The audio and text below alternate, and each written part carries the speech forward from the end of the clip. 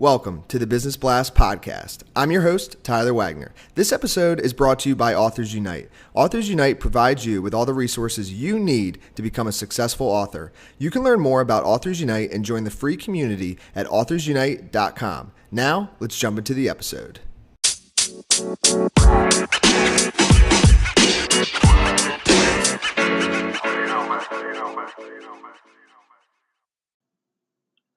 All right, everyone. Welcome back to another episode of the Business Blast podcast. I'm your host, Tyler Wagner. Today, I have Dave Lopez with us. He's the Harvard Misfit from Dallas, Texas. He's an author, mentor, former corporate exec, Harvard Business School graduate, and all-around misfit, doing life on his terms. So welcome to the show, man. Yeah, thanks, Tyler. Of course. Grateful to have you here, Dave. We'll jump into the first one. The first question I have for you is, what is the best story from your life that has an underlying valuable message? Yes, so Tyler, the best story from my life is I was living in New York, and I had traveled to Asia on business, and I was in Bali working with a client, a silver client in Bali.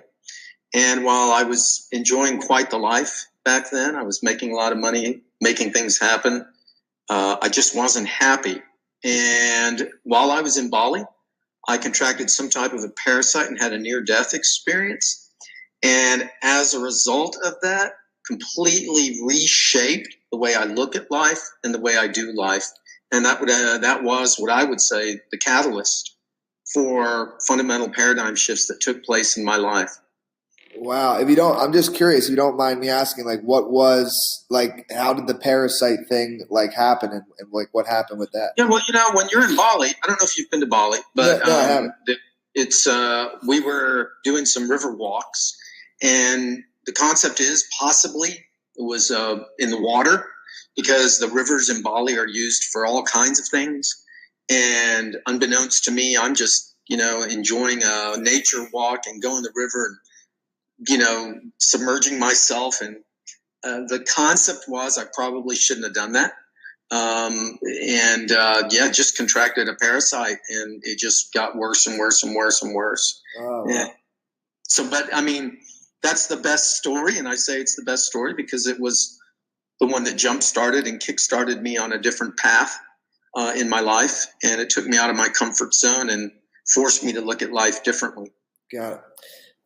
And what is the most valuable piece of information we should know that's within your expertise or industry? Yeah, so I'm a brand guy, and I've worked with lots of different big marketing organizations, including Neiman Marcus, Abercrombie, David Yurman Designs, to name a few. And so I'm a brand marketing kind of specialist. And for me, when I think of brand and I think of the what I can offer people, it's really about distinguishing yourself in the marketplace. I would encourage everyone to just be completely unique, or as unique as possible, and distance yourself from the competition. Distance yourself. Be different. And that is my hashtag. In fact, start being different. Because the more different you are, the more people have a reason to be drawn to you, whatever it is you're selling, whatever it is you're promoting, or whatever brand you yourself represent. The more different you are, the more people are going to be drawn to you. And that would be my most valuable advice I could give. And what's your best piece of overall, it could maybe be the same, but overall business advice, so not necessarily in your specialty? Yeah, right. So when I look at business intersects with spirituality. And I think those who understand spiritual discipline also typically have good business discipline. I think there's an intersection of the two. And I think that in business strategies, the effects of the person, how are you as an individual? Are you calm, focused? Are you intent? Are you committed? And are you creating?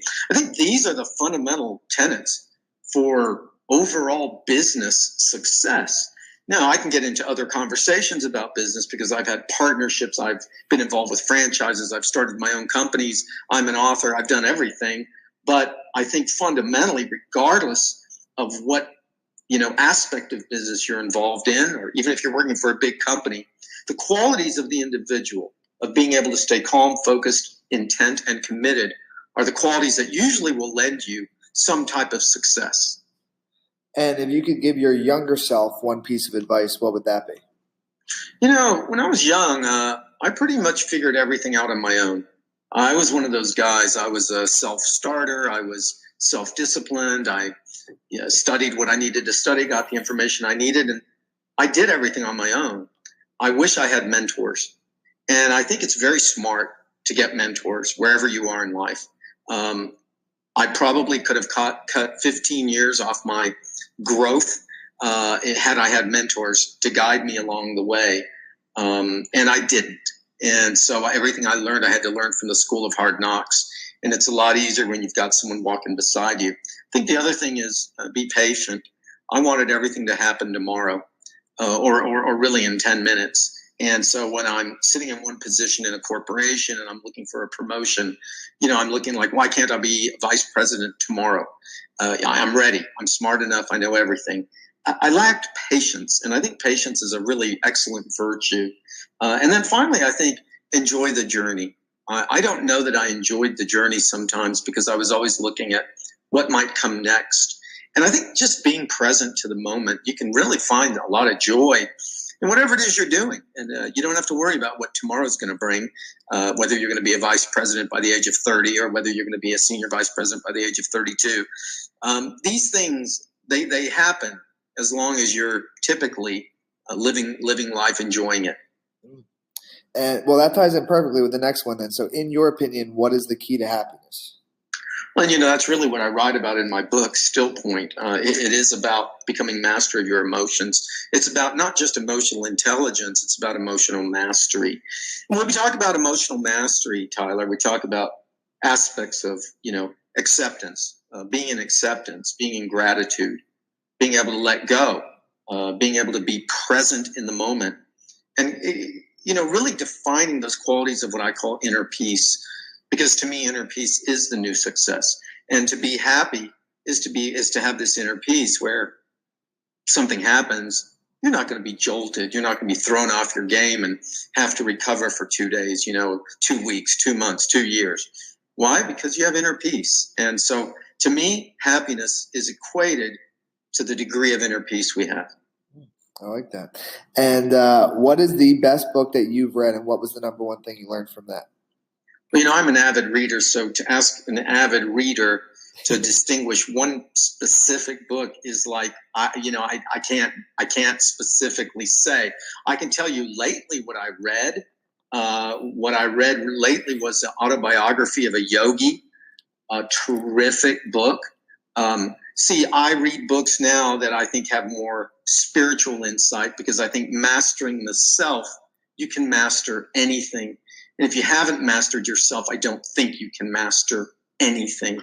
So Autobiography of a Yogi is an excellent book on mastering self and the spiritual journey that Yogananda went through.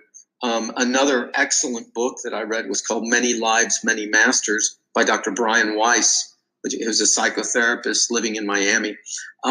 Terrific book about getting in touch with aspects of ourselves, and in the process of doing that, how he came to begin to believe in reincarnation, and how working with clients, he found that to be the case. So 2 terrific books that I think open up my mind to a lot of different ways of looking at life differently. And what is your favorite quote and why? Again, I have a million quotes, and, if you're on social media at all today, and Instagram or anything, you see all the memes with quotes floating around, and there are many that appeal to me. But I think that the one that kind of sticks in my mind probably the most is something like, whether you believe you can or whether you believe you can't, you're right. The notion, of course, that whatever we believe is truth. And so it all comes fundamentally down to our beliefs. What do we believe? And I really like that quote, whether you believe you can or whether you believe you can't, you're right. Yes. Thank you so much for coming on, man. The last question I have for you before we let you go is, where is the best place for people to find and or connect with you online? Oh, yeah, sure. So I have a website, harvardmisfit.com. I'm on Facebook, Dave Lopez. I'm on Instagram, Harvard_Misfit. I'm on Twitter, Harvard Misfit. I'm on LinkedIn, Dave Lopez. So I'm in lots of different places in social media. And if you want to connect with me and you find my website, I have an email address to connect with me as well. Perfect, man. Thanks again for hopping on. Yeah, thank you for your time, Tyler. The podcast you just heard was published with Anchor. Got something you want to say to the creator of this show? Send them a voice message using the Anchor app, free for iOS and Android.